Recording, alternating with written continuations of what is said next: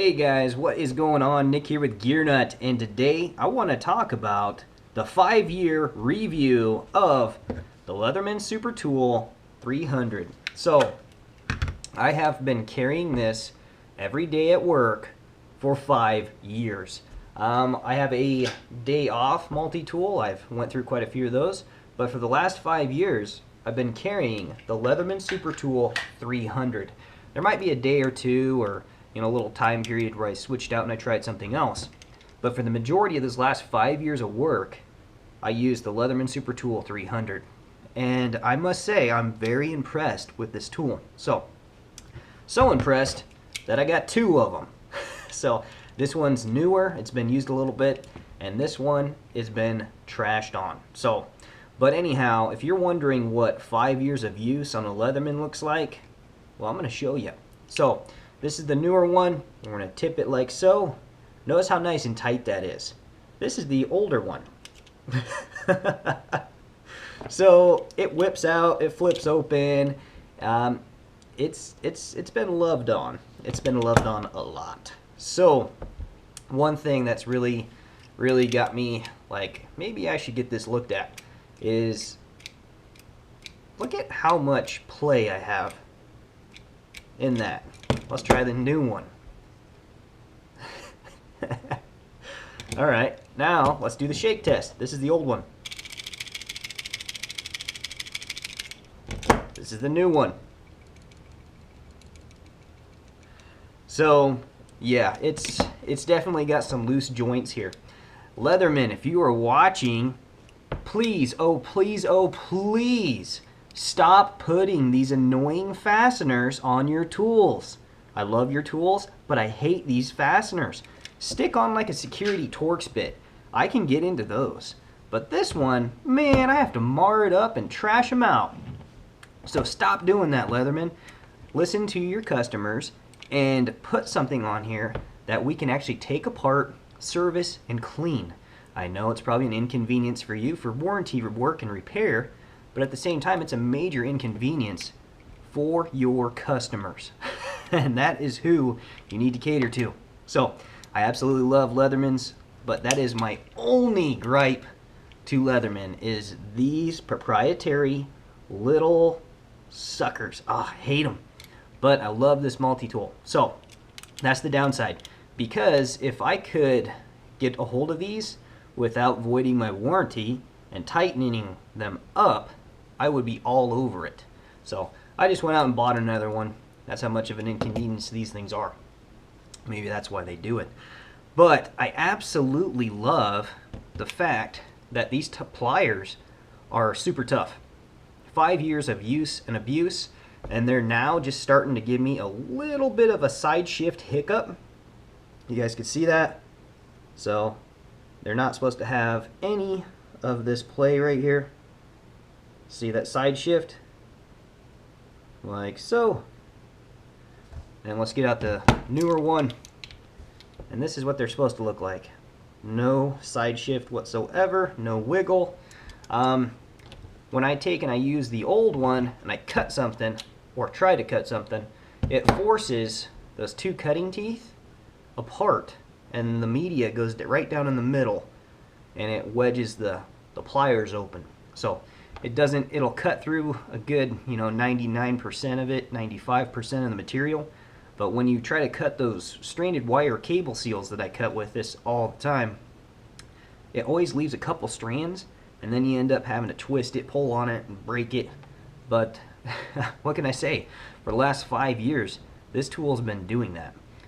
This is the second pair of these cutters I've stuck on there, and it is actually a joint problem right here on this little pivot joint on the main pliers.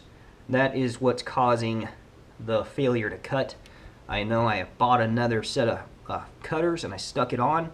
It didn't fix the problem, so I took them off and put the old ones on, and it would cut the same with both of them.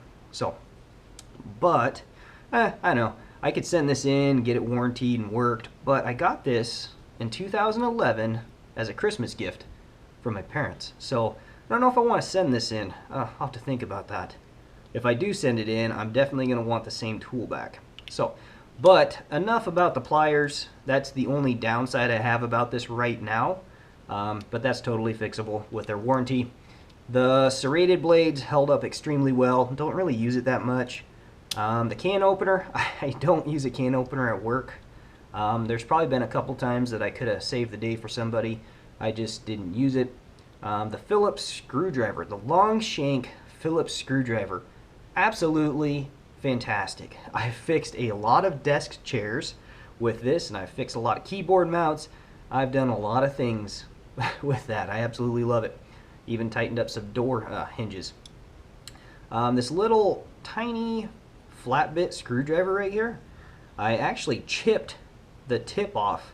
So self-tapping screws are a nightmare when it comes to multi-tools. Like if you're dealing with self-tapping screws, those things are drill bit hard. Don't mess with them because it's probably going to damage your tool. That's what I've learned over the years. My saw, I hardly ever use my saw, especially at work. On my daily multi-tools, yes, I use this. But at work, there's not too much wood for me to be cutting. The knife blade, absolutely a fantastic knife. It kind of sucks you have to open the pliers to get to it, but these big beefy pliers and these handles are totally worth the hassle, especially when you're cutting those stranded wire seals. So, but yeah, I've sharpened this 3 or 4 times, maybe 5, and it's still 100% serviceable. Great. These other bits right here, these other flatheads, haven't really done much with them. They're still in really good condition. I do not use the awl. I don't really have a use for that at work. So, the file, the last thing we want to talk about. The file.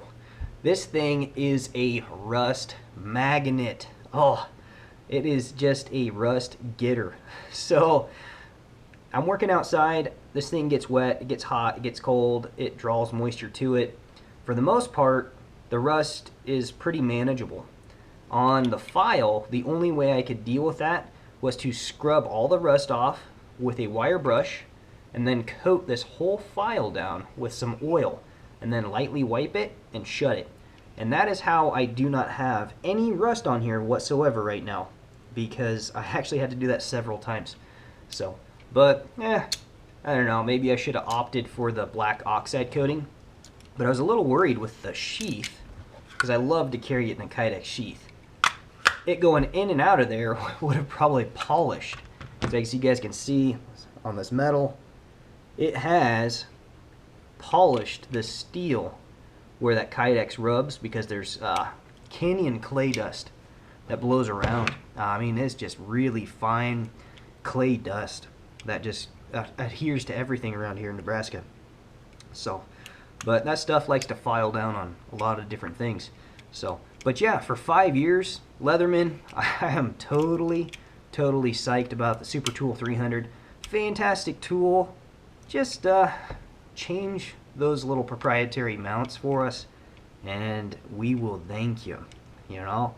But that's all I got. I hope you guys enjoyed this video. If I missed something, let me know. But when you find a multi-tool that you like that works for you, buy 2.